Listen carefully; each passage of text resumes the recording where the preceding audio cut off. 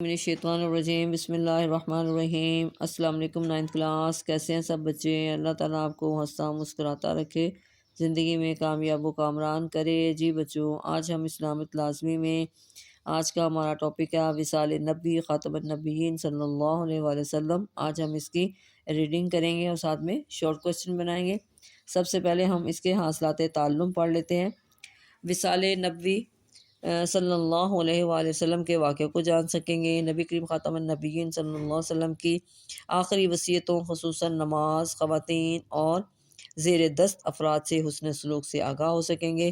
نبی کریم خاتم النبیین صلی اللہ علیہ وسلم کے روضہ مبارک پر حاضر ہو کر صلوات و سلام پڑھنے کی فضیلت سے آگاہ ہو سکیں گے۔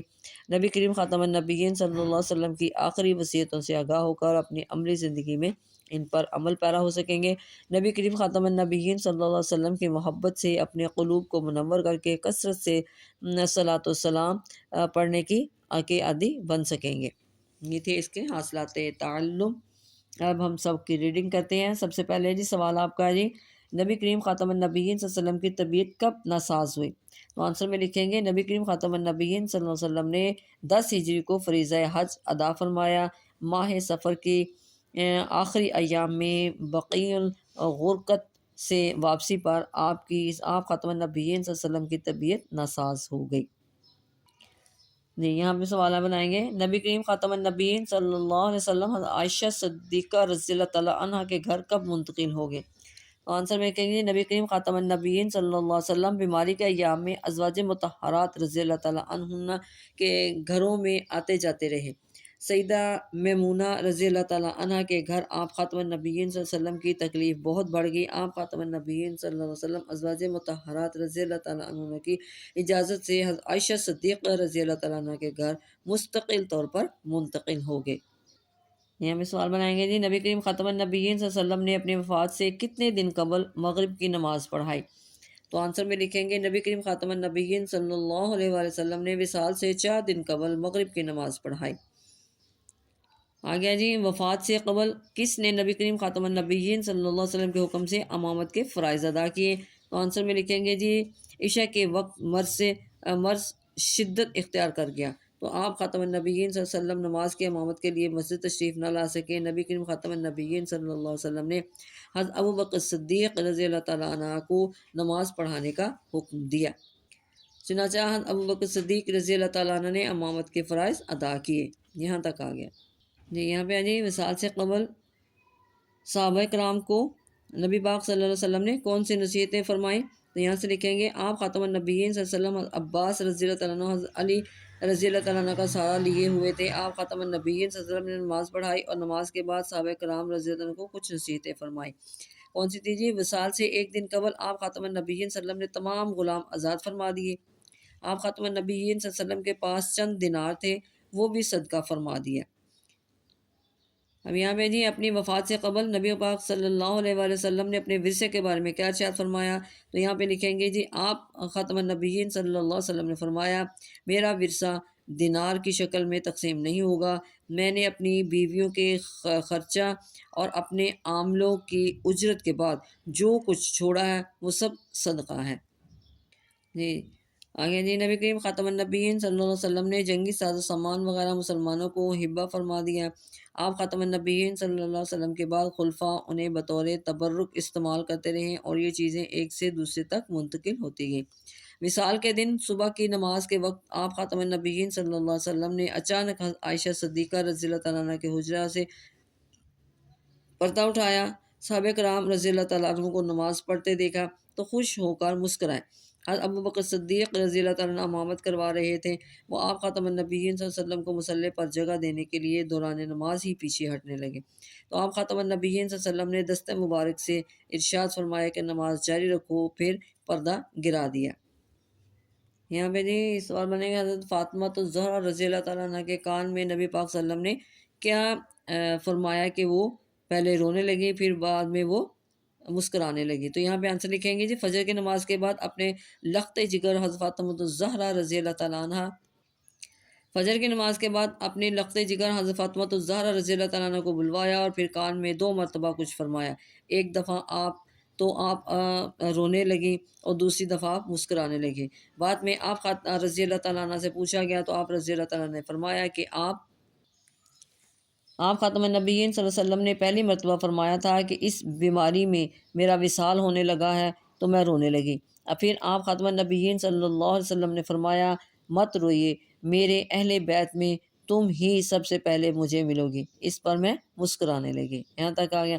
پھر حضرت فاطمہ الزہرا رضی اللہ عنہ اپنے غم اور درد کا اظہار کرتے ہوئے کہنے لگی ہائے ہائے میرے بابا کی تکلیف ہے۔ آپ خاتم النبیین صلی اللہ علیہ وسلم نے ان سے فرمایا آج کے بعد تمہارے بابا کو کوئی تکلیف نہ ہوگی۔ رسول اللہ خاتم النبیین صلی اللہ علیہ وسلم کے سامنے لکڑی یا پتھر کا پانی سے بھرا ایک برتن تھا۔ آپ خاتم النبیین صلی اللہ علیہ وسلم بار بار اپنا دست مبارک پانی میں ڈالتے، چہرے پر ملتے اور فرماتے لا الہ الا اللہ، بلا شبہ موت کی بڑی سختیاں ہیں۔ اسی دن اسامہ بن زید رضی اللہ تعالیٰ عنہ حاضر خدمت ہوئے۔ آپ خاتم النبیین صلی اللہ علیہ وسلم نے ان کے لیے اشارے سے دعا فرمائی۔ نبی کریم خاتم النبیین صلی اللہ علیہ وسلم نے اپنی بیماری کے ایام میں صحابہ کرام کو مخاطب کرتے ہوئے کیا وصیتیں فرمائیں؟ تو آنسر میں لکھیں گے نبی کریم خاتم النبیین صلی اللہ علیہ وسلم نے اپنی بیماری کے ان ایام میں متعدد بار صحابہ کرام رضی اللہ تعالیٰ عنہم سے مخاطب ہوتے ہوئے انہیں مختلف وصیتیں فرمائیں۔ انصار کے ساتھ حسن سلوک کی وصیت فرمائی اور فرمایا کہ میرے بعد بہت قریب ہے، وہ میرے بہت قریب ہیں، انہوں نے اپنی ذمہ داری پوری کی اور ان کے حقوق رہ گئے ہیں۔ نبی کریم خاتم النبیین صلی اللہ علیہ وسلم نے اپنی وفات سے قبل کیا ارشاد فرمایا؟ یہاں پہ آئے گا نبی کریم خاتم النبیین صلی اللہ علیہ وسلم نے اپنی وفات سے قبل ارشاد فرمایا اللہ تعالیٰ نے اپنے ایک بندے کو دنیا اور اس کی رونقیں دکھائی ہیں، لیکن اس نے اپنے لیے آخرت کو پسند کیا ہے۔ حضرت ابو بکر صدیق رضی اللہ تعالیٰ عنہ نے جب یہ بات سنی تو سمجھ گئے کہ وہ بندے خود رسول اللہ خاتم النبیین صلی اللہ علیہ وسلم ہیں۔ یہ سن کر حضرت ابو بکر صدیق رضی اللہ تعالیٰ عنہ رونے لگے۔ لوگوں نے حیران ہو کر ان کی طرف دیکھا کیونکہ لوگ اس جملے کی گہرائی کو نہ سمجھ سکے تھے۔ اچھا جی، نبی کریم خاتم النبیین صلی اللہ علیہ وسلم نے وفات سے چند لمحے پہلے کیا وصیت فرمائی؟ تو آنسر میں لکھیں گے جی نبی کریم خاتم النبیین صلی اللہ علیہ وسلم نے وصیت سے چند لمحے پہلے سیدنا حسن رضی اللہ تعالیٰ عنہ، سیدنا حسین رضی اللہ تعالیٰ عنہ کو بلا کر چوما اور ان کے ساتھ حسن سلوک کی وصیت فرمائی۔ پھر صحابہ کرام رضی اللہ تعالیٰ عنہ کو نماز کی حفاظت اور زیر دست افراد سے حسن سلوک کی وصیت فرمائی۔ اچھا جی، آ گیا جی جب آپ خاتم النبیین صلی اللہ علیہ وسلم کے آخری لمحات کا آغاز ہوا۔ اچھا جی، آپ خاتم النبیین صلی اللہ علیہ وسلم نے اپنے آخری لمحات میں کیا فرمایا؟ تو یہاں پہ لکھیں گے جب آپ خاتم النبیین صلی اللہ علیہ وسلم کے آخری لمحات کا آغاز ہوا تو اس وقت سر مبارک سیدہ عائشہ صدیقہ رضی اللہ تعالیٰ عنہ کی گود میں تھا۔ آپ رضی اللہ تعالیٰ عنہ کے بھائی حضرت عبد الرحمن بن ابی بکر رضی اللہ تعالیٰ عنہ ہاتھ میں مسواک لیے حاضر ہوئے۔ حضرت عائشہ صدیقہ رضی اللہ تعالیٰ عنہ نے مسواک کو نرم کیا۔ آپ خاتم النبیین صلی اللہ علیہ وسلم نے مسواک فرمائی اور چھت کی طرف دیکھ کر انگلی کھڑی کی تو آپ خاتم النبیین صلی اللہ علیہ وسلم کے آخری الفاظ تھے۔ اب یہاں پہ ہم سوال بنائیں گے کہ آپ خاتم النبیین صلی اللہ علیہ وسلم کے آخری الفاظ کیا تھے؟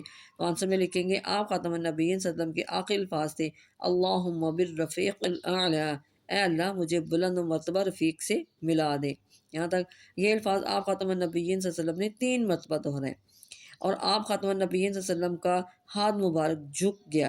جس وقت آپ خاتم النبیین صلی اللہ علیہ وسلم اس دنیا سے تشریف لے گئے تو چاشت کا وقت تھا۔ رسول اللہ خاتم النبیین صلی اللہ علیہ وسلم کی تجہیز و تکفین کا مرحلہ آیا۔ اچھا جی، نبی پاک صلی اللہ علیہ وسلم کو کس نے غسل دیا؟ یہاں پہ ہم آنسر لکھیں گے رسول اللہ خاتم النبیین صلی اللہ علیہ وسلم کی تجہیز و تکفین کا مرحلہ آیا تو آپ خاتم النبیین صلی اللہ علیہ وسلم کے وصیت کے مطابق غسل کے لیے مدینہ منورہ کے کنویں سے پانی لایا گیا اور بیری کے پتے ڈال کر پانی گرم کیا گیا۔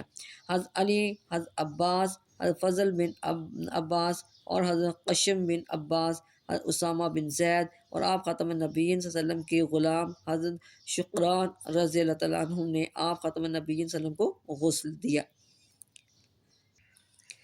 آپ خاتم النبیین صلی اللہ علیہ وسلم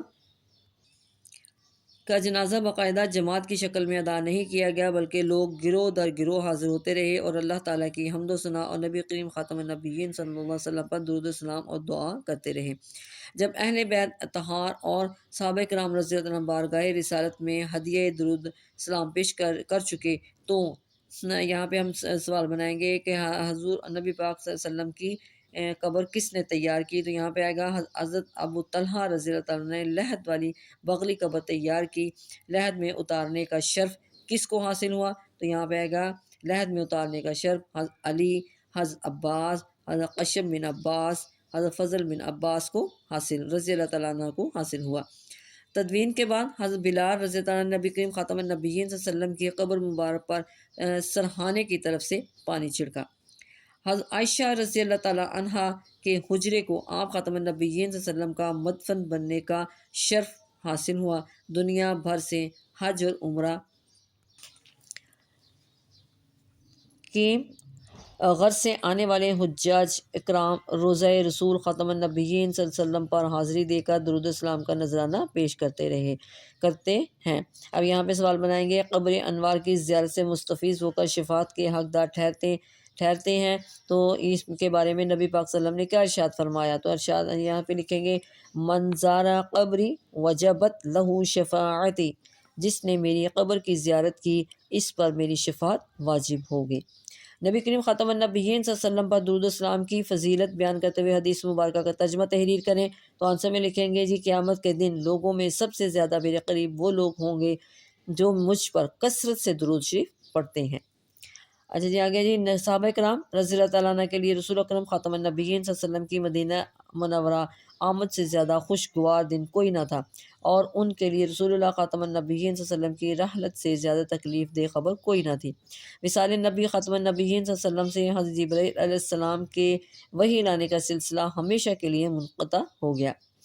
اب یہاں پہ جی، ہمیں ختم نبوت پر پختہ یقین کیوں رکھنا چاہیے؟ تو یہاں پہ ہم نے لکھنا جی، ہمیں چاہیے کہ ہم عقیدہ ختم نبوت پر پختہ یقین رکھتے ہوئے کثرت سے نبی کریم خاتم النبیین صلی اللہ علیہ وسلم کی ذات اقدس پر درود السلام کے نذرانے پیش کریں، تاکہ ہمارے قلوب نبی کریم خاتم النبیین صلی اللہ علیہ وسلم کی محبت سے روشن و منور ہوں اور ہم دنیا اور آخرت میں کامیاب ہو سکیں۔ تو بچوں، یہ تھی آج کی ہماری ریڈنگ، اس کو آپ نے دھیان سے سننا ہے اور ان کے شارٹ کوسچن کو اچھی طرح آپ نے یاد کرنا ہے۔ اوکے، اللہ حافظ، دعاؤں میں یاد رکھیں، میرے لیے خاص دعا کریں، اللہ تعالیٰ مجھے بھی زیادہ سے زیادہ بچوں کو تعلیم دینے اور ان کو سمجھانے کی ہدایت دے، تعلیم دے۔ اللہ حافظ۔